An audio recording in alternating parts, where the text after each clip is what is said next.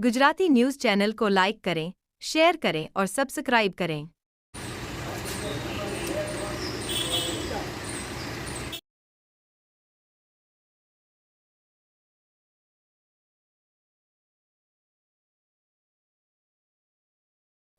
Gujarat police द्वारा અત્યારે જેટલા બી બાંગ્લાદેશી નાગરિકો જો ઇલીગલ આપણે રાજ્યમાં રહેતા હોય એના વિરુદ્ધમાં ડ્રાઈવના આયોજન કરવામાં આવેલા છે, જેના હેઠળ અગાઉ પણ અહીંયા સુરત શહેરથી અમુક જો ગેરકાયદેસર રીતે ખોટા દસ્તાવેજો બનાવીને જો બાંગ્લાદેશી નાગરિક રહેતા હતા એના વિરુદ્ધ કાર્યવાહી કરવામાં આવી હતી। ગઈકાલે મૈદરપુરા પોલીસ વિસ્તારમાંથી ઇસ્પામાં કામ કરતી એક 36 વર્ષના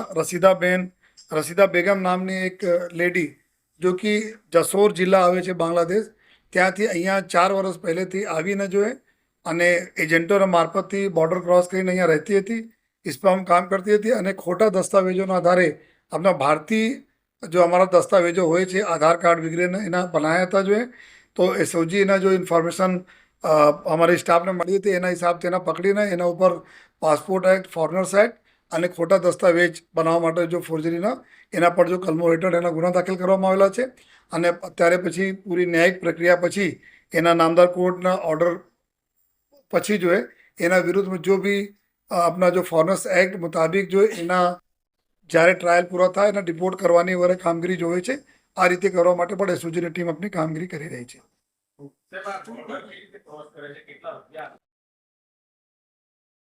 માં 15,000 જો બાંગ્લાદેશી કરન્સી છે ટકોના ટકા જો 15,000 ટકા જેટલા એના જો ઇન્ટ્રોગેશનમાં આવે છે કે જો અમુક એજન્ટો એવું છે જો ઇલીગલ બોર્ડર ક્રોસિંગ કરાવે છે તો એના 15,000 ટકા જો આપીને જો આ બોર્ડર ક્રોસ કરીને પછી અહીંયા આવેલા છે અને અત્યારે એનાથી અમે લોકો આ પણ જોઈએ છે કે ઓર એના સાથે કોણ કોણ છે, કારણ કે આપને ખબર હોય તો અમુક માસ પહેલાં બી અહીંયાથી ઘણા બધા લોકો પકડાયા હતા જેના પાસે પાસપોર્ટ, આધાર કાર્ડ બધા મળેલા હતા, ડુપ્લિકેટ આમાં ગલત ડોક્યુમેન્ટ ઉપર બનાવીને આ જો ગલ્ફ કન્ટ્રીમાં બી અવર જવર આ લોકોને હતી। તો એનાથી આ બી ચાલે છે કે બીજા કેટલા લોકો છે જો એના જાણકારીમાં છે જો અહીંયા રહેતા હોય। रिपोर्टर अरविंद राठौड़, सूरत।